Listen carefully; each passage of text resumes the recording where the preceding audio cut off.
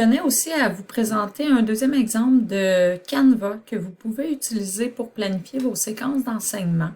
Donc, c'est important ici de l'imprimer en 11 par 17 ou de le compléter simplement directement à votre ordinateur. C'est un fichier PDF qui a été créé par la CETREC, donc le Centre de transfert pour la réussite éducative du Québec. Il est très bien fait, donc je vous encourage à l'expérimenter, à l'utiliser, puis ensuite vous pourrez utiliser seulement certains éléments de ce Canva-là au besoin. Donc ici, on mettrait le nom des membres de l'équipe collaborative, ceux qui vont participer à la planification de la séquence d'enseignement. Parfois, on est seul, mais parfois, on collabore avec nos collègues ou avec l'orthopédagogue ou avec votre CP école, CP mathématiques, CP français, CP intégration du numérique. Donc, on peut ici inscrire les personnes concernées. Ici, comme mentionné dans le Canva précédent, on vous demande de mettre français, mathématiques, ça peut être anglais, art plastique, le domaine, la compétence visée et le niveau scolaire de l'enfant. Donc, on ne parle pas du cycle ici, là, on parle vraiment du niveau. La séquence d'enseignement, apprentissage, on veut l'organiser dans le temps, donc on va lui mettre une date de début et une date de fin et une description ici très brève, là, vraiment juste quelques mots-clés ou une petite phrase là, qui va nous donner une indication. Que voulons-nous que nos élèves apprennent? Donc, ici, on fait le lien avec la question. Tantôt, je vous posais la question du pourquoi. C'est quoi votre intention? Donc, c'est ici qu'on va répondre. Ce qui est intéressant dans ce Canva-là, c'est que c'est bien séparé, organisé. Donc, ce que les élèves doivent savoir à la fin de la séquence. Ici, je vais aller mettre les actions vraiment. Qu'est-ce que je veux que l'élève apprenne? Et je vais pouvoir même utiliser la gradation ici, essentiel, important ou intéressant, pour voir si vraiment, est-ce que ça touche un apprentissage essentiel? Est-ce que c'est quelque chose qui est quand même important à voir avec les élèves, mais non essentiel? Ou c'est quelque chose qui est intéressant, qui va amener les élèves un peu plus loin là, dans leurs apprentissages? Donc, ça me permet ensuite d'aller cibler mes priorités.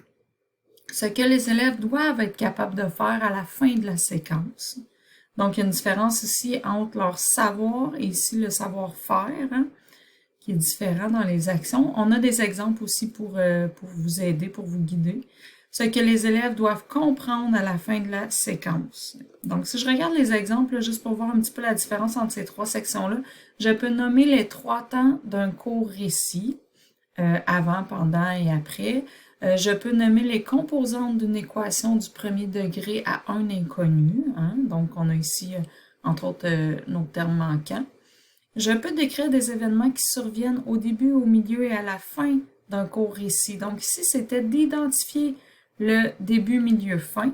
Tandis qu'ici, on va aller à l'intérieur de l'élément début, milieu, fin, décrire les éléments du récit, les événements. Donc, on est un petit peu plus précis dans être capable de faire. Je peux appliquer la méthode arithmétique des opérations inverses pour résoudre une équation. Je vais être capable de trouver le terme manquant en effectuant une opération inverse. Donc, on est vraiment plus dans la capacité d'action, donc le processus.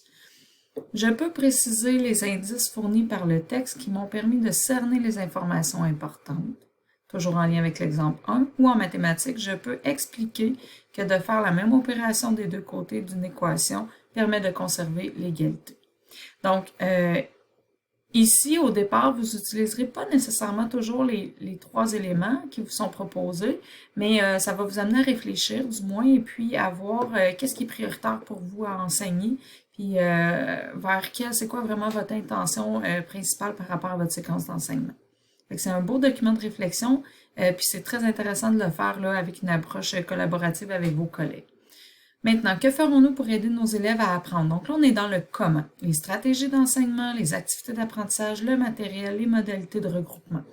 Ici, c'est classé par bloc plutôt que d'être classé par activité. Donc, le bloc 1, ça serait comme la première activité que je vais décrire ici brièvement.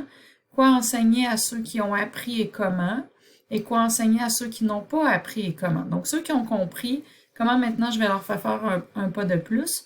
Ceux qui ont eu de la difficulté, qu'est-ce que je pourrais faire maintenant pour les aider davantage?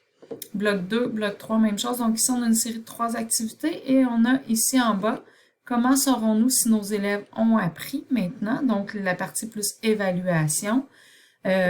Activité d'évaluation formative. Donc suite à mon premier bloc. Hein, on est en début de séquence.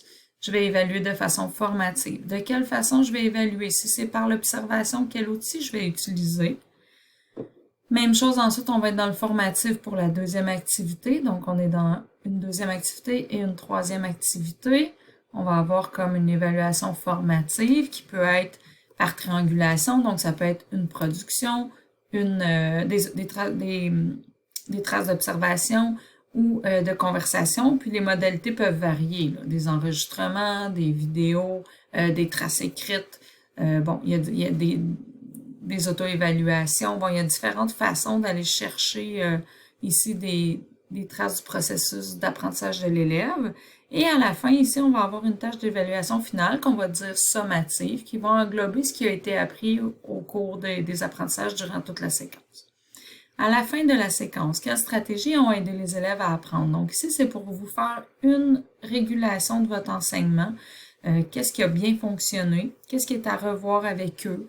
Au niveau aussi des méthodes d'enseignement, qu'est-ce qui a favorisé leur réussite et qu'est-ce qui, au contraire, leur a porté plus de difficultés. Donc, ici, on va se garder des traces pour pouvoir améliorer nos méthodes d'enseignement. Puis, lorsqu'on refera cette séquence-là avec un nouveau groupe d'élèves, on pourra avoir ici des petites notes sur comment ça s'est passé.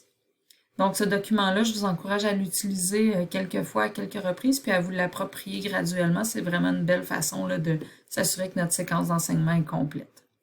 Aussi, ici, on vous propose un bloc de 3 activités, mais bien entendu, dépendamment de votre intention, votre séquence d'enseignement pourrait en contenir davantage.